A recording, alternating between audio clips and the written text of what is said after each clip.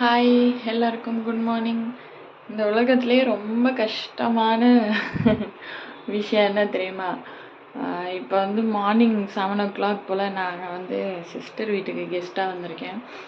இங்கே எனக்கு 7 o'clock முழிப்பு வந்துடுச்சு. நைட் எல்லாம் பேசிகிட்டு இருந்துட்டு 2:30 தான் தூங்கணும். ஆனால் காலையில் 7 o'clock முழிப்பு வந்துடுச்சு. இதே எங்கள் வீட்டில் இருந்தால் எனக்கு முழிப்பே வராது, தூக்கமாக வரும். இப்போ இங்கே எல்லாருமே தூங்கிட்டு இருக்காங்க. நானும் திரும்ப திரும்ப படுத்து பார்த்தேன், தூக்கமே வரல. சரி எதா பண்ணலான்னு பார்த்தா எது எங்கே இருக்குன்னே தெரியல கிச்சனில்.